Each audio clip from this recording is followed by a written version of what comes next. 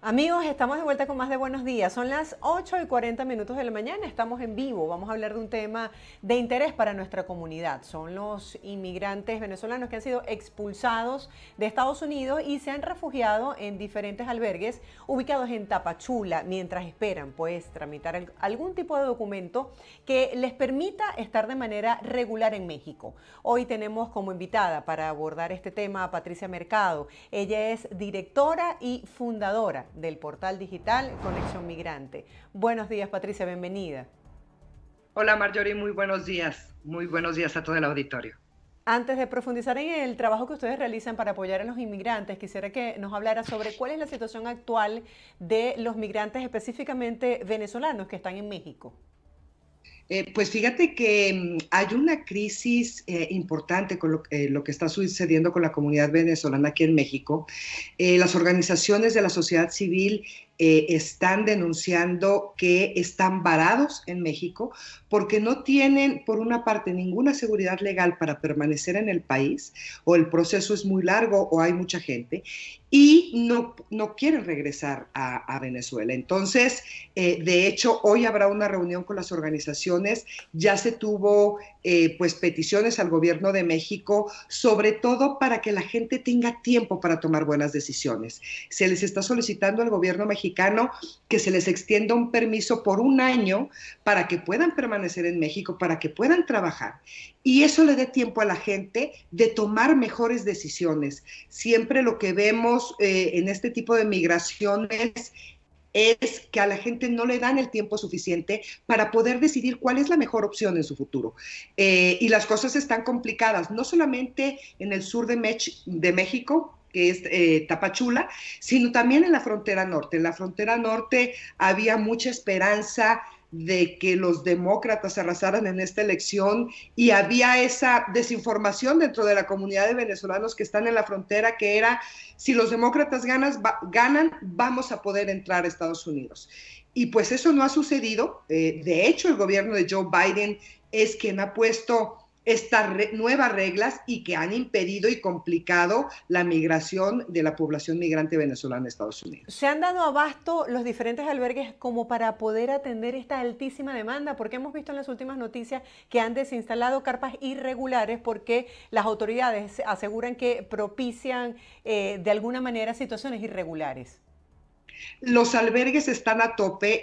Hasta la semana pasada, los albergues de la Ciudad de México, que aquí llegaron muchos de las personas que fueron deportadas de Estados Unidos, los enviaron en autobuses aquí a la Ciudad de México, porque aquí están las oficinas de la Comisión Nacional de Refugiados. Y muchos de ellos se quedaron en la calle. ¿Por qué? Porque los albergues, solamente los de la Ciudad de México, están rebasados en 600%.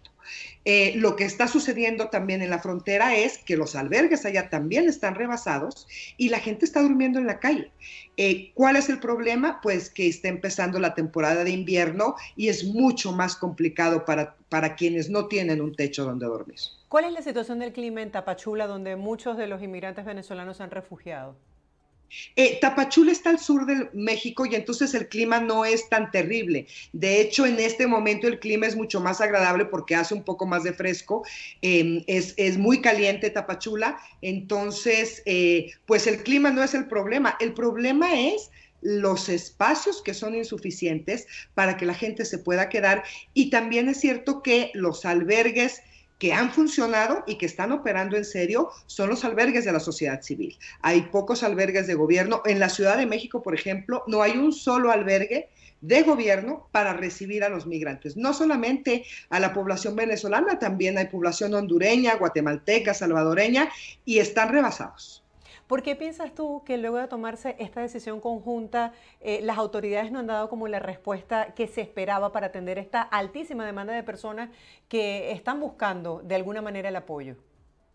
Pues es lo mismo que se preguntan las organizaciones de la sociedad civil. El gobierno de México ha tomado decisiones en materia migratoria muy duras, pero no ha ofrecido soluciones reales, no solamente a los migrantes, sino un apoyo a los albergues que están recibiendo esta cantidad de personas para que puedan pues darles alimentación, para que puedan darles descanso, para que puedan darles ropa.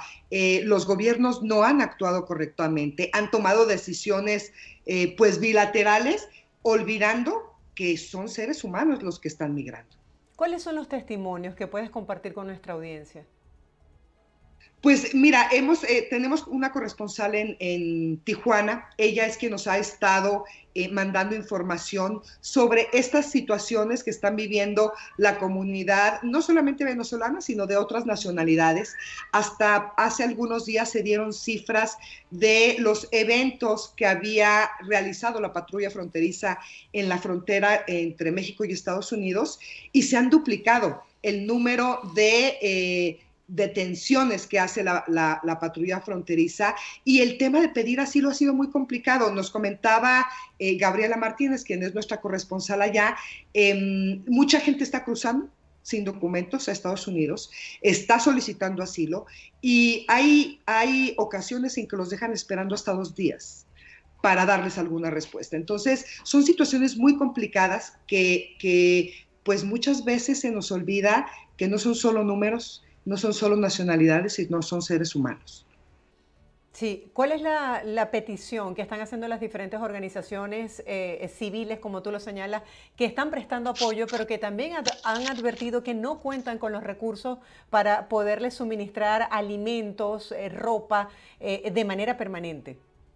Sí, pues básicamente es la petición de dar un permiso por 1 año a la población migrante venezolana, que ese permiso les permita trabajar, y además de eso están buscando que los gobiernos, tanto el federal como los locales, abran refugios temporales en las localidades para que la gente pueda llegar, porque solamente hay un albergue aquí en la Ciudad de México muy grande que se llama Tochán.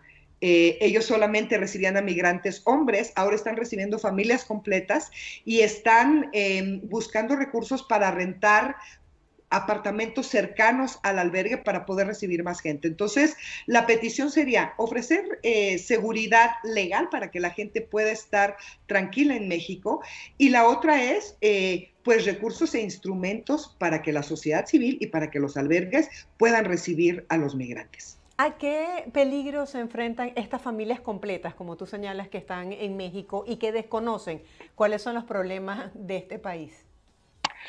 Pues sobre todo la inseguridad. En México vivimos una grave crisis de inseguridad ya desde hace algunos años, pero exacerbada los últimos, y los migrantes tienen una travesía muy peligrosa. Se pueden enfrentar al crimen organizado, se pueden enfrentar a redes de trata de personas que se han extendido por todo el país, y a condiciones pues muy complicadas para migrar hasta la frontera norte.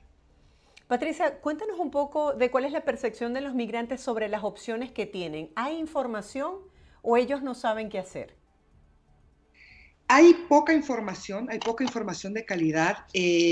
Yo no te sabría decir si los migrantes sepan qué hacer o no, pero algo en lo que se ha insistido mucho es démosle tiempo a las personas.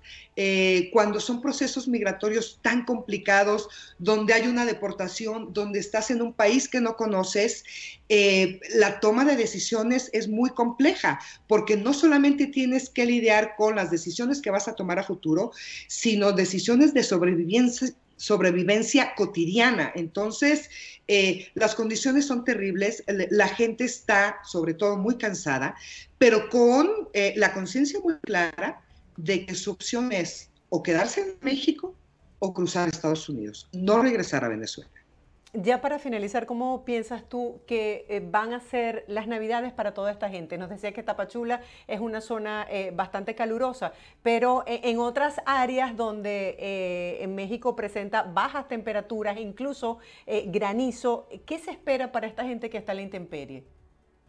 Pues imagínate, yo creo que hay mucho trabajo de las organizaciones de la sociedad civil, de algunos gobiernos locales que saben manejar más estos flujos migratorios, pero las cosas son muy complicadas. El norte de México, que hace frontera con Estados Unidos, el clima es terrible en invierno, hay nieve, es muy frío, hay temperaturas bajo cero, entonces habrá que estar muy pendientes, y por eso las organizaciones están exigiendo temas con el gobierno en este momento, porque saben que diciembre, enero va a ser muy duro y que tienen que estar preparados. Y evidentemente, bueno, pues se hace un llamado permanente a la sociedad para que puedan contribuir y donar desde ropa hasta dinero a los albergues, ¿no? ¿Cuál es la información que ustedes transmiten a través de su portal digital? Pues nosotros en Conexión Migrante hacemos un trabajo muy cercano con los migrantes. Trabajamos un periodismo de servicios, ofrecemos información sobre procesos, sobre trámites, sobre programas. Además tenemos un centro de atención al migrante donde recibimos llamadas y mensajes de los migrantes en tiempo real y en ese momento estamos contestando pues las necesidades informativas que cada uno de ellos en lo particular pueden tener. Somos un equipo de alrededor de 10 personas, más o menos la mitad de ellos periodistas, pero nuestro objetivo fundamental es ofrecer información de calidad a la comunidad migrante para que pueda tomar buenas decisiones. Y era lo que te decía hace un momento, darles tiempo para decidir sobre su futuro. Entonces, pues el trabajo que hacemos es permanente, tenemos 6 años ya operando. En un principio trabajamos mucho con la comunidad migrante mexicana y latina en Estados Unidos, pero en este momento también estamos trabajando con la comunidad migrante que está cruzando México y muchos de ellos que no han llegado a México, pero que nos hablan para preguntarnos si migran o no, lo cual, bueno, tampoco es un consejo que nosotros pudiéramos dar, dadas las condiciones de inseguridad que viven los migrantes. Patricia, ustedes como portal, como medio de comunicación, han intentado hablar con las autoridades para ver qué tan viable son esos permisos que le permita a la comunidad migrante poder trabajar. Fíjate que no, la autoridad no ha hecho, no ha dado información pues transparente sobre lo que está sucediendo. Sabemos que hay reuniones con las organizaciones de la sociedad civil, pero hay poco avance en los procesos y en las determinaciones para ayudar a la comunidad. Si pudiésemos hablar de ayuda en este momento, ¿están recibiendo apoyo las organizaciones, las ONG, desde otros países o solamente las personas que estén en el territorio mexicano que quieran colaborar? Yo creo que están recibiendo de todos los países, pero bueno, muy concentrado en las comunidades cercanas a los albergues, que son quienes tienen mayor conciencia. Y yo hablaba con una de las directoras de los albergues la semana pasada y me decía, ya no queremos que nos donen ropa, tenemos mucha ropa para darle a la gente, lo que necesitamos es dinero para poder pagar los servicios, para poder pagar la comida, para poder pagar procesos legales, porque muchas de las personas que llegan a los albergues tienen que iniciar procesos legales para poder permanecer de una forma regular en México. Ahora, ¿cómo inician estos procesos legales las personas que se quedaron sin documentos, que no tienen pasaporte, nada que los identifique, que no tienen dinero e incluso hemos visto testimonios de gente que no tiene ni siquiera ropa? Así es, dentro de las organizaciones de la sociedad civil hay áreas legales, hay muchos abogados trabajando con ellos, ayudándolos pues a intentar sacar algún documento que les permita algún tipo de regularización, pero lo que dices es cierto, cuando la gente migra, lo que menos recuerdas es qué documentos tengo que llevar, porque la urgencia es otra. Entonces, ha sido un proceso muy complejo. De hecho, había una petición muy precisa al gobierno de Estados Unidos en el tema de los pasaportes. Es muy complicado para la población venezolana sacar pasaportes. Tienen que, de hecho, venir a México. Esta es una de las opciones y es una opción que tarda mucho tiempo, que no es segura, y era una de las peticiones que se le tenían al gobierno de Estados Unidos. Relajar un poco el tema de solicitar pasaporte vigente porque es prácticamente imposible que eso suceda. Sí, de esas llamadas que ustedes reciben en el centro, ¿cuáles son la mayoría de las peticiones, las necesidades informativas que tiene la gente? Pues muchas de las necesidades son los procesos. ¿Cómo hago un proceso de asilo? ¿Cuáles son los argumentos que tengo que presentar ante la autoridad? ¿Qué organizaciones me pueden ayudar en la frontera? Te diría que son pues las 3 preguntas básicas que nos hace la gente en materia de asilo. Y luego hay muchos otros trámites que también nos solicitan información. Pero en este momento, la información más importante que la gente necesita es cuáles son los procesos, cómo hacerlo y si yo entro dentro de la categoría para pedir asilo, porque muchas personas intentan hacer el proceso de petición de asilo, pero no son sujetos a este tipo de trámites. Para poner un poco en contexto a nuestra audiencia, ¿cómo es el protocolo? ¿Cómo funcionan estos albergues? ¿Qué servicios brindan? Por ejemplo, estamos hablando de familias completas, integrantes desde niños hasta abuelitas. Cuando tienen un Así es. problema médico, ¿hay asistencia médica en el momento? En algunos albergues sí, en otros no. Ahí lo que se hace es, pues, las redes que se han construido a través de todos estos años de las organizaciones de la sociedad civil y de algunos servicios públicos que pueden ofrecer servicios de salud a los migrantes. Pero te diré una cosa, los servicios de salud en México están rebasados desde hace muchos años con la propia población mexicana. Entonces, es bien complejo estos procesos, porque es lo que te decía, todo el mundo pensamos, bueno, pues están migrando, caminan y llegan. No, hay muchas necesidades que cubrir, no solamente la comida y la ropa, sino desde procesos legales hasta procesos médicos.